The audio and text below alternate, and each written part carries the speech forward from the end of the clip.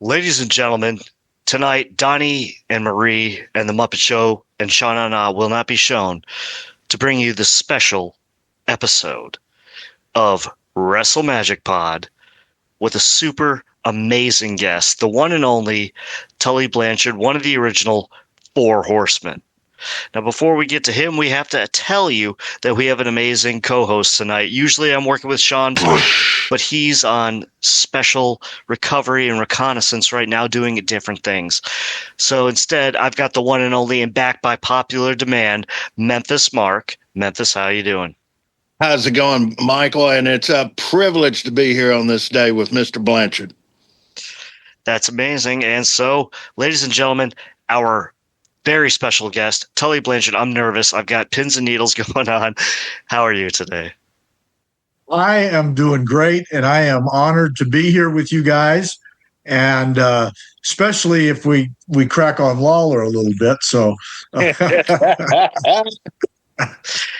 right, Mark, I'm going to let you go with what we were doing off camera a little bit, and I want you to talk about what he did and your reaction, how you felt.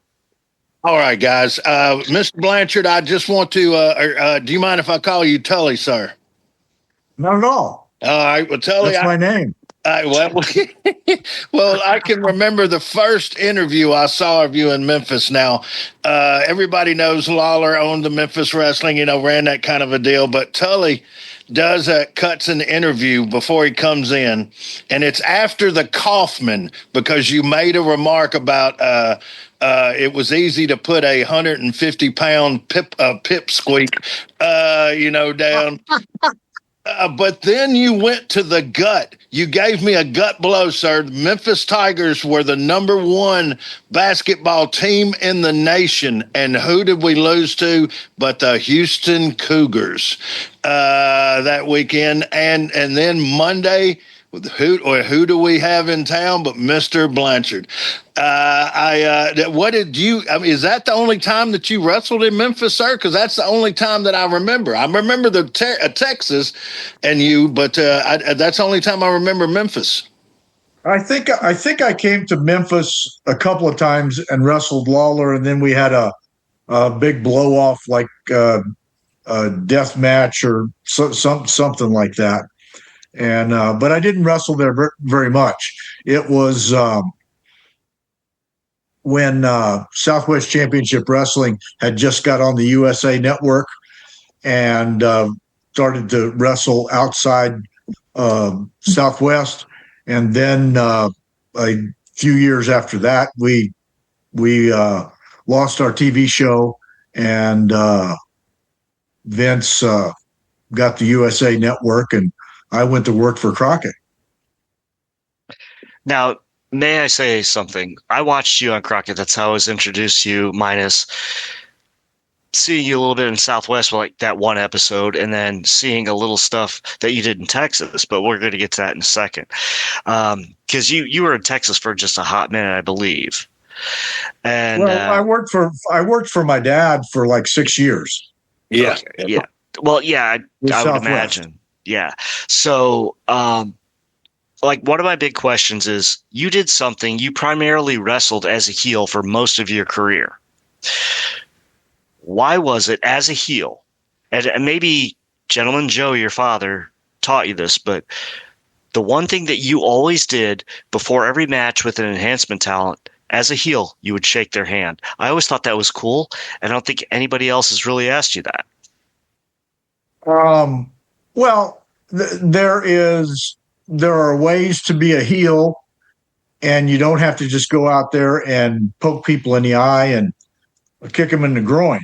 And I was a professional wrestler, and so I wrestled most of the time. And if I had to cheat a little bit to get the upper hand, I did. But I did that in very specific times in a match. And that's what I think got my personality over so well. And it is just the thing that made me who I was. It was very, very difficult to be a promoter's son and not be a babyface. And I started out a babyface, and I was a very mediocre babyface. I could wrestle well, I could perform, but I was not the top-notch caliber guy. And when I turned heel against Alberto Madril in San Antonio, our attendance jumped by about 50%. And Nice. Our business Very nice. exploded, and it was the right thing to do. Wahoo McDaniels was our booker, and he fought me tooth and nail on this because he didn't think that it was the right thing to do. And then it got over, and he looked good as the babyface, and he used to make my chest bleed when he'd chop me. Yeah, So, I heard he anyway. had bloody hands. He always had bloody hands. But it was just, I always thought that was like a great thing for you, because even though as a heel, you'd always start out with that handshake. And I was like, this is so weird. And I'm not critiquing you. I actually think that's a great thing to say thank you. I honestly, I think that you were saying thank you. You're enhancing me. You're doing a great job. And we're going to get back to another question about that enhancement talent in a minute, but I've already taken one question. It's over to Mark. I love the shaking the hand just before he whoops your butt. But I wanted to go back to, I believe it was around 75, sir. That's when I believe when you started with Southwest, your father's organization, and you're coming in. Am I correct that your first real battle was against Dory and Terry Funk? Is that correct, sir? Yeah, but it wasn't that. I was still in college in '75. Oh, okay. And I was playing football at West Texas State, and I graduated. I finished all my stuff in '77 in the fall, but they had changed the NCAA rules that you could be a professional in one sport and not in another. So I went and wrestled that summer to find out what it was like to be on the road. I went to Florida for a month, and then went to North Carolina for another month, and then went back home. And so that was all of that stuff in the time frame. And then that's when when I went back home, I tried to be a babyface for a while, and Wahoo came in and was the booker for us, and I'd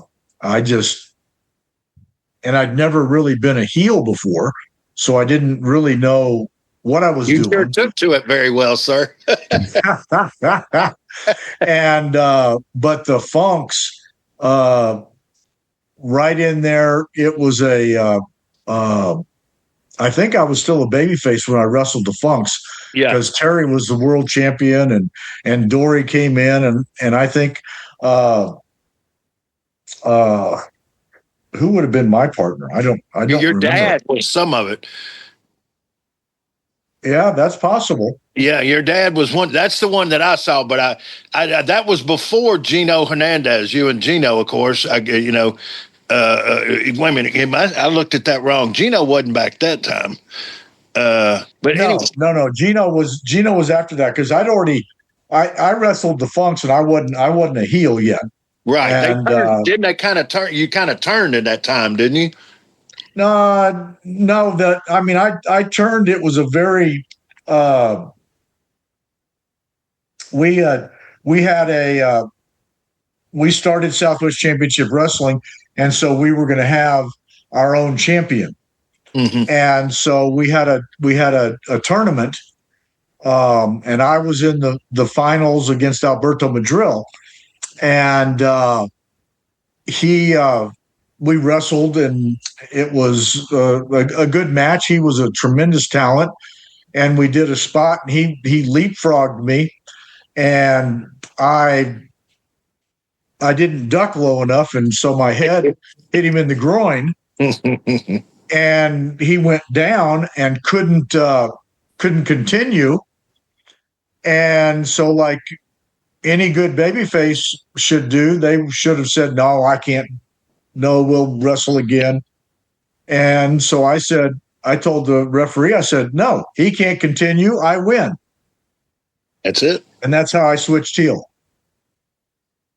I like that. I like that a lot. Honestly, you were a quintessential heel. You played your character of Tully Blanchard, which you never had to change, which I love, throughout territories and then throughout, major promotions. Mark, do you mind if I ask a question? Oh, but go right. Yes, sir. All right. So first of all, Mr. Blanchard, Mark and I have been friends for well over 20 years, and we've been doing this podcasting thing together on a different channel and then now on our own channel for 6 years. And so we have a natural chemistry, and us being older statesmen, it's great to get into like the real people who wrestled in territories and the people who came up and actually did things to pave the way for everybody who's trying to have a career today. And people don't understand things that you've done and a lot of other wrestlers have done. So with that being said, and not too much kiss up, I got to ask you about, we brought up the name of Gino Hernandez. Okay. I'm a huge Gino Hernandez fan, and I know unfortunately his life was shortened, but I always thought that the Luger spot, of course they were bringing him up from Florida and everything else. I was 10 years old at that point, and they're going to say, okay, this is the next big thing. And he was a heel down in Florida, wins the belt off Wahoo. And then all of a sudden he's up in JCP and he's replacing Ole. I thought it should have been Gino. Now, I think that you would agree. However, that would have changed the tag team dynamic of you and Arn. I think it would have been. Yeah, but Arn and I weren't a tag team at the time. That's true. That's true. And that's going to bring me to one of your favorite matches. But my question is, if you do not mind, sir, and I don't mean to cut you off, is no. Who else besides Gino could have filled that role and been a horseman, a real worker, and a guy that filled and lived that persona? Well, we actually called Gino and asked him to come in. Wow. And he was working for the Dallas office, and they were treating him very, very well. And of course, he got treated very well in Houston, which was the biggest money town. And he didn't want to come. And that was probably a year before he died, or maybe not even a year, because I had just gone. And the way the Horsemen thing came about was really kind of it was an 8-man tag match. And Ole and Arn Anderson and Ric Flair, they were cousins, supposedly. And so that was the tag team against the Road Warriors, and I forget who else, maybe Ricky Steamboat. And then they wanted to have an 8-man tag, and Dusty was the booker, and I was wrestling Dusty, so I got stuck in that match. And I'm thank God I did. So,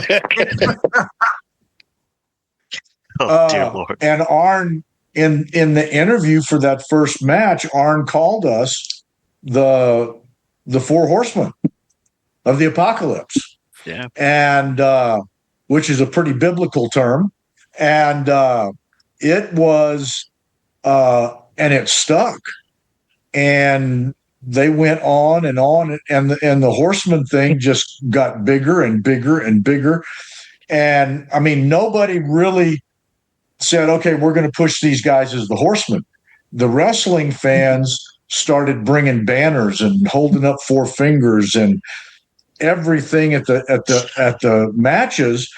And I can remember in Greensboro, Jim Crockett and I were looking out, and so I forget, Arn may have gone to the ring, or Arn and Ole may have gone to the ring, and Jim Crockett looked at me and he said, "This Horseman thing's getting over, isn't it?" And I kind of gave him a Who Shot John look and said, "You think?" Yes. So it was, they had to run with it.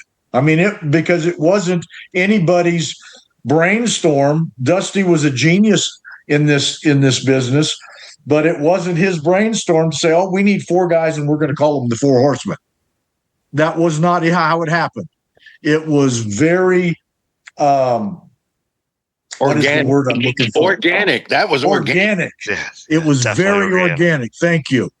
And obviously, it was, because now at 72 years old, I can still fly around the country and be paid to go to autograph shows, and the line never stops. God bless. That's great. And that, I don't think I've seen anything. I think you were the original, and the only thing that's come close to that is when Stone Cold did his interview, and then the next week the crowd kind of took over, and they took the 360. Yeah, 316. Yeah. Yeah, it's kind of as close to, that's as big as it was. I remember the 4 Horsemen. That was, look, man, that was before internet. That was before all that. But I got to tell you, it was big. You couldn't wait till next week to, because you had to wait 7 days. Well, the thing that was magnetic about it was cable television. The Superstation in Atlanta and cable television was taking over the country. And as the cable networks went west, the territories got absorbed. Dried up. And it was, well, these guys on national television are the big stars, and our local guys are local stars. And to a degree, and that was the thing. And in the Eastern time zone, 6:05 on Saturday night, you were watching the Superstation, and cable television as you went west, 5:05, 4:05, 3:05. Business dropped as the time went earlier on a Saturday afternoon. And but the thing that Crockett had, we were on 200 and I believe 62 markets with our syndicated show, plus the Superstation every Saturday. You talk about television bombardment. Yeah.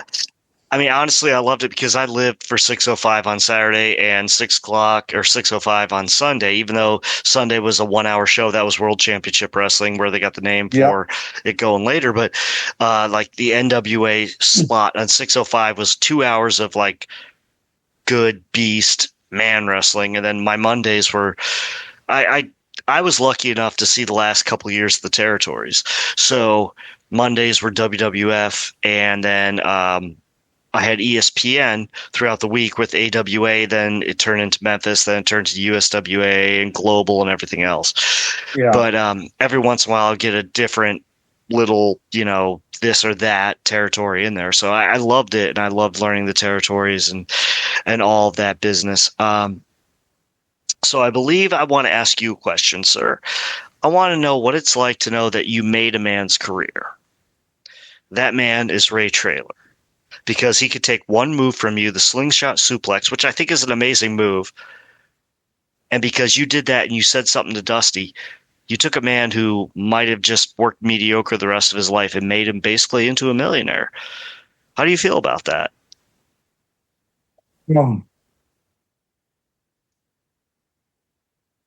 We did so many things with so many people, but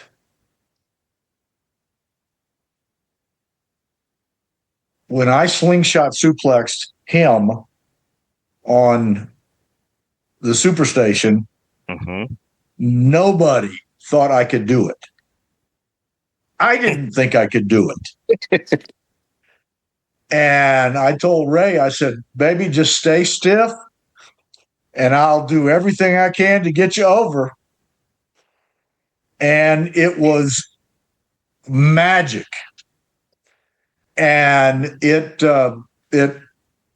brought him up, and they put him in a special, different situation that just exploded his career. And it was good stuff. I mean, the whole thing about performing is,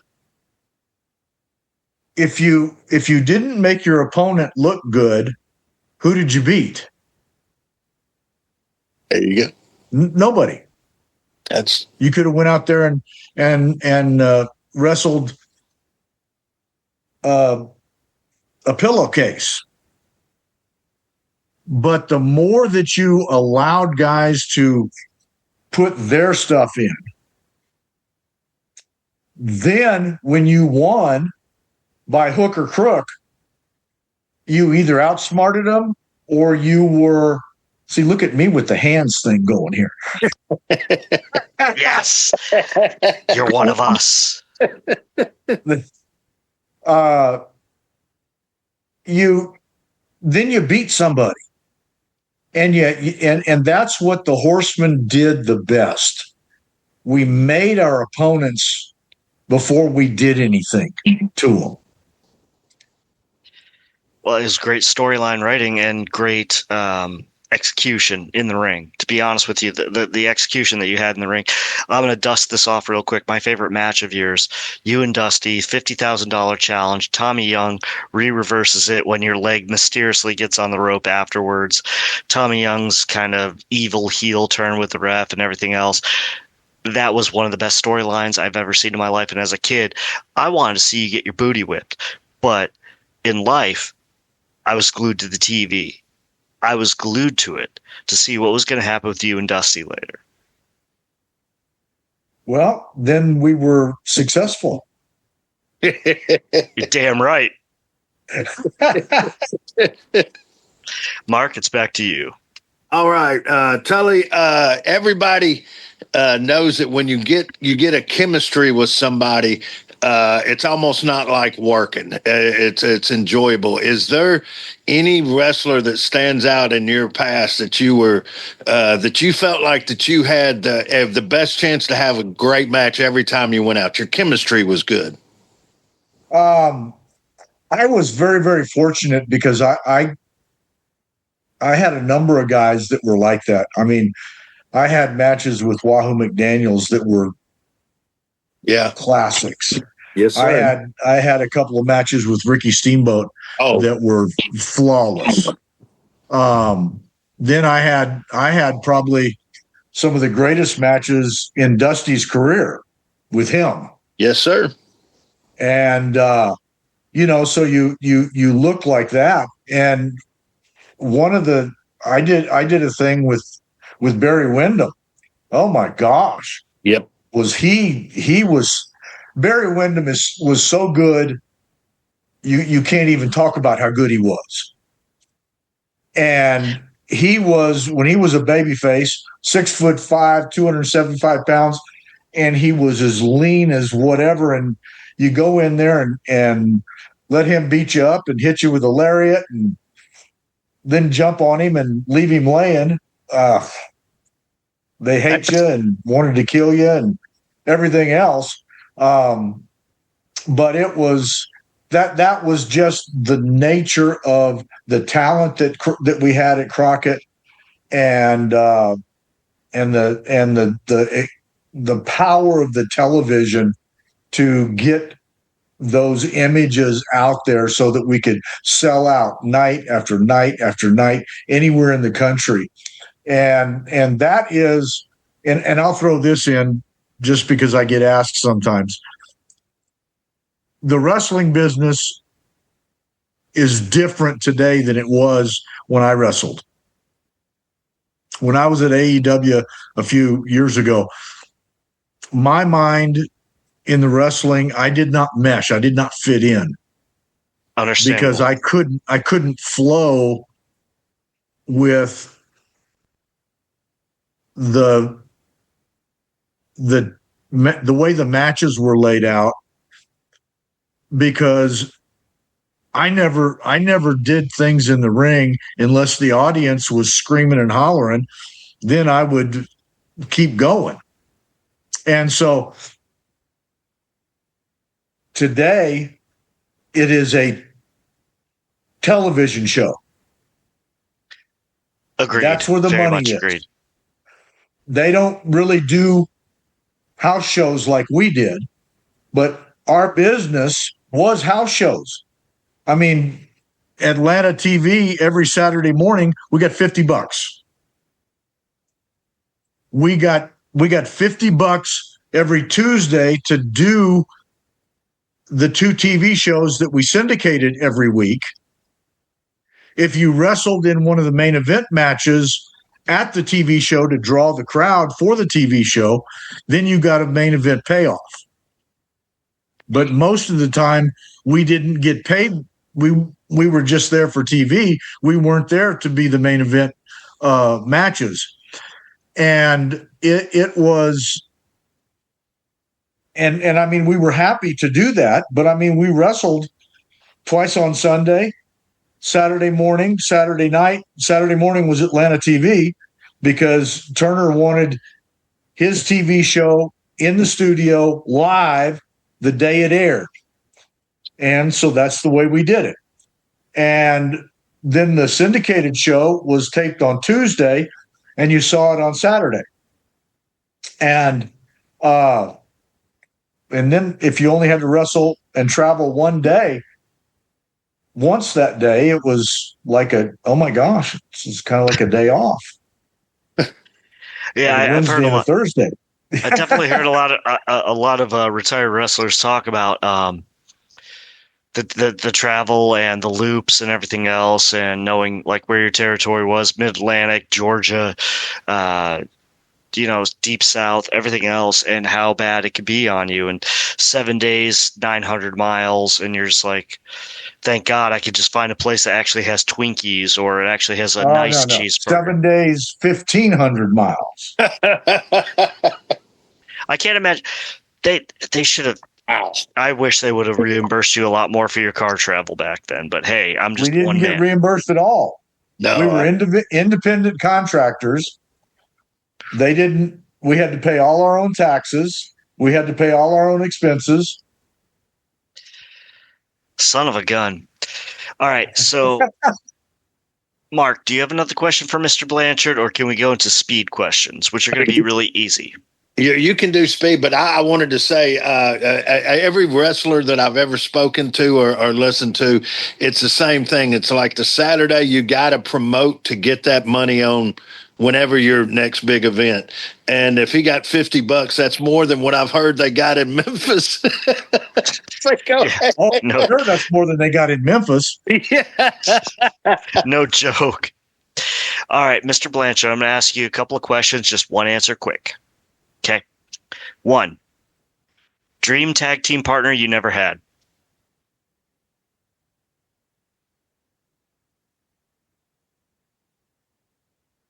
That's a stumper.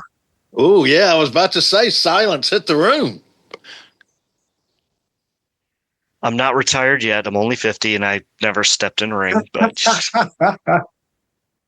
I don't know that I really ever said, God, I wish I could tag team with this guy, because Gino and I tag teamed together and it just happened. It flowed. Arn and I think that Arn and I were the better tag team than Gino and I, because Gino and I were two of the same guy. Right, yeah. And when Arn and I were tag team partners, he was 275 pounds. I was 225, and he was the stopper. I was the not stopper. And so I think it gave us a little bit more juice with our opponents. Of course, our opponents were the Road Warriors and Demolition and Mammoth guys. But we could also wrestle Robert and Ricky and the Midnight Express and all that. Yep. So Yeah. we could go big or small and just be flowing in the going. But I don't think that I'd ever say, God, I wish I could tag team with this guy and get rid of Arn.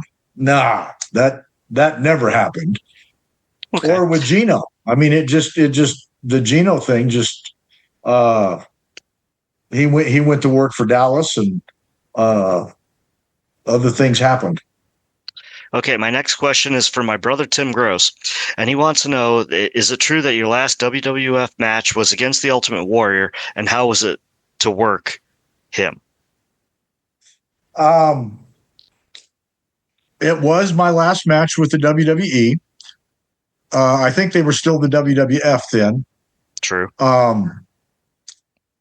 And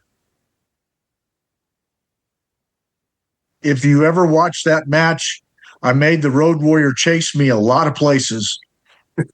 And he pressed me about the mezzanine level. I made him carry me back to the ring and throw me in. And then he gave me the whatever he did for his finish. So it was kind of entertaining. I was entertaining myself. Okay, next question is slingshot suplex. Was that because you accidentally stumbled once and bounced him off the ropes, or did you come up with that yourself? I was trying to come up with a unique finish, and I believe it was Sergeant Slaughter picked the guys up like a suplex and dropped them on the top rope in their midsection. Wasn't it Slaughter? Yes. Yes. And I said, well, what if I did that but bounced them off the rope into a suplex? And I didn't know how actual hard that would be, but the key was never dropping them on their waist. You had to drop them on their thighs so that when their thighs hit the top rope, it was easy. Their weight was centered and you had most of the weight. So it was easy to get them back over. Hence Ray Traylor. I mean, it's amazing what you did. You made a man's career. That's pretty awesome. Like, a lot of people can't say they did that. But so the next question is, if you could manage somebody right now, who would it be? Today's wrestling. I don't know if you pay attention to today's wrestling, but it's up to, like, you can't do it. I don't watch any of it. So understandable. I don't even know other than FDR really, or Sean Spears, guys that are even wrestling now. Cody Rhodes.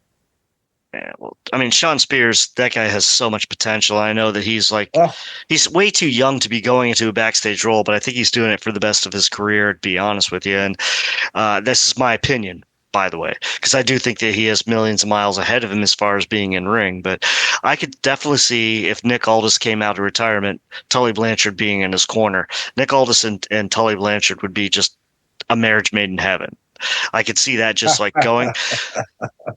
Him using a slingshot suplex, like you calling him to do it, and then he goes to pin, and you're like, no, and throw up the 4, and he has to do other moves and stuff like that. I always thought that was cool. But the last question I'm going to throw at you before I'm going to throw it back to Mark is, I always thought it would be really cool, and tell me what you think about this, is a modern-day tag team that didn't have a tag team finisher. Instead, they would use other tag team finishers, not their opponents, but classic finishers. Doomsday Device, Spike Pile Driver, the Power and Glory, Superplex, and something like that. You didn't know when the finish was going to happen, so it would hype the crowd a little bit because you didn't know, and maybe nostalgia would kick in, and all of a sudden these people would be like, oh my gosh, I got to see this. This is going to be amazing. This might be the finish. So what do you think about something like that? Well, the nature of the business is everybody else wants to use people's finishes for high spots. True. And so people are using all these moves as high spots. And if you use them for a finish, even though you might use a variety of them, it is now not anything that can be identified with you.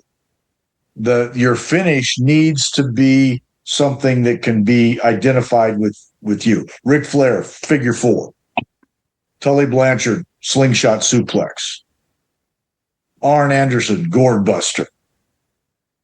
Spine buster. He had a couple of them. Something like that. And but then also whoever's running the show is everybody else. If this is my finish move, nobody else can use it as a high spot. Okay. Does that make sense? No, that makes a lot of sense because nobody uses the tombstone. A lot of people don't know that one of the first people to use the tombstone was the spinning tombstone by Andre the Giant. And he used it in Japan a lot. And then, of course, Vince wanted to create his new version of Andre, which was The Undertaker, and it was a protected move, except for when Owen kind of screwed it up on Stone Cold's neck. But it is what it is, and that's life. Now, Mark, I want to turn it over to you, and you go ahead. I just wanted to ask one quick question that we didn't cover. Tully, I believe it was around 88 or 89. You were in the WWE or WWF for a little while with Arn. Did you enjoy that time at all, or was that just to try it out? I mean, how did that work out for you, sir? Well, I had actually quit the other company. They did. I forget. Thank God I forgot what happened. But I said, I know what it was. They got mad at me, so they kicked me off the plane, and so I had to drive to work. And I said, if that is the pettiness in my mind, I said, I quit. I'm done. I told Dusty, I said, you can have the belts tonight or tomorrow night. I think tonight was in Atlanta and tomorrow night was in Philadelphia. And I said, I'm done. And then we sat out for 30 days and then made a deal with going to work for Vince and with Bobby the Brain Heenan, calling us the Brainbusters. Brainbuster, yes, sir. Yeah. We had a few discussions about our name, but they won. And Bobby the Brain was our manager. And, it was great working there. We became the first tag team ever to be NWA champions first and then WWF champions. And the Road Warriors were the only other team to ever do that. And, and then the things that happened was Turner had bought Crockett out and they were giving away big contracts. And I told Arn, I said, you and I need to at least call to see if they want to put the Horsemen back together again. And so we called, and they offered us $750,000 for 3 years if we'd come back. And we were in the process of doing that. And I flunked a drug test with the WWF, and I was on a 6-week suspension. But the 6 weeks was already in where we were going to finish. And the other company reneged on my contract offer, a company that didn't even have a drug policy. But they did that.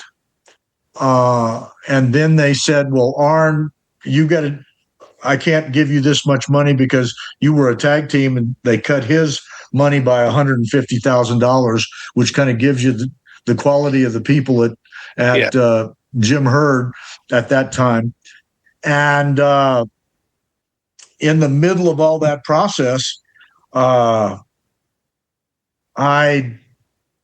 November 13th, I said, Jesus, take over my life. And that changed the direction of my life completely. And I was not a church-going, religious type of guy, but something happened to me when I said that, and Jesus took over my life, and it's been 37 years of me doing ministry and going In a different path. In prisons, don't you have a ministry that actually you go in and speak to people actually incarcerated? Yeah, I worked for the Bill Glass organization. Bill Glass played for the Cleveland Browns, and I worked for them for a number of years. I basically do mostly ministry at the Bexar County Jail here in San Antonio. Bexar County has 5,000 inmates. It's top 10 largest jails in the country. And if we can do some work here where I live, that's kind of what I'm focused on rather than traveling like I used to.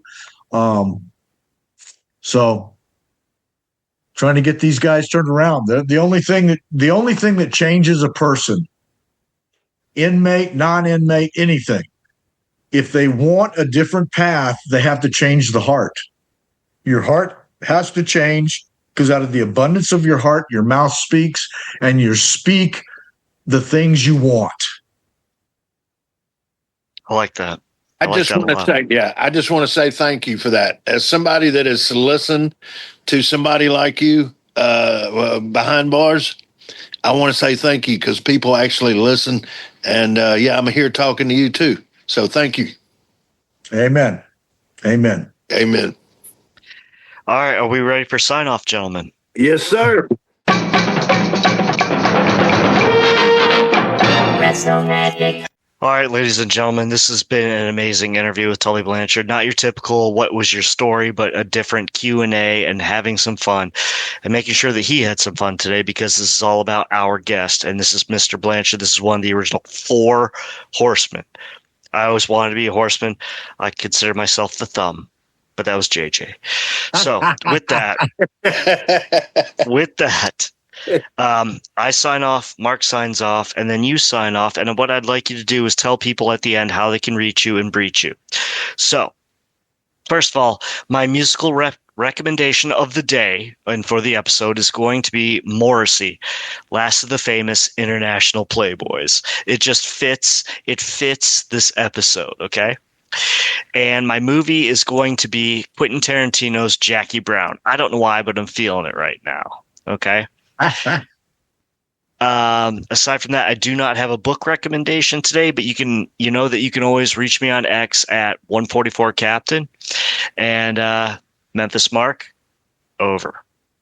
All right. I just want to thank Mr. Blanchard for a great interview, a great spending some time with you, and I really much appreciate everything you do in your elder years, sir. You were definitely an entertainer, and we're all here to speak to you because of how good you were, and I thank you for that. But your elder years, sir, I really appreciate that. Well, thank you. Yeah. And movie, Gator McCluskey. We're going back to the 70s with Burt Reynolds and anything Marshall Tucker. There you go, Michael. Yeah, I love you. I love you, man. Tully, take it away and let us know how we can reach you. I have a guy that handles all my social media and stuff. His name is Derek Sabato, and he's pretty easy to reach. Get on any of the Instagrams and stuff, and reach me through him. He takes pictures and assignments and bookings, and that's where you got me through this.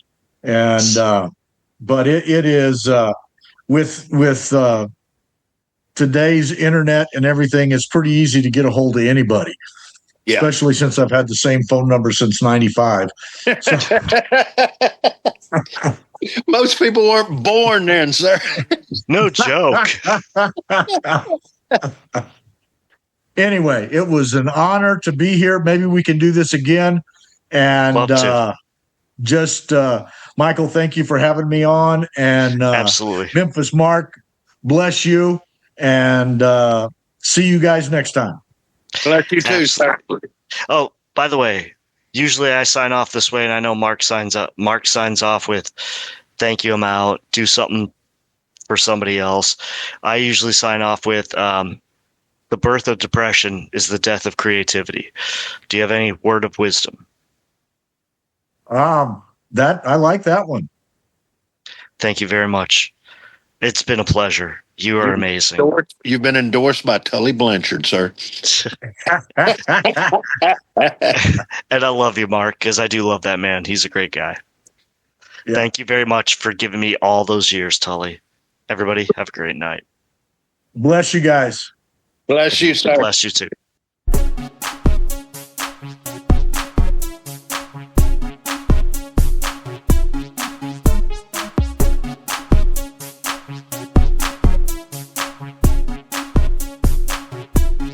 Wrestle Magic.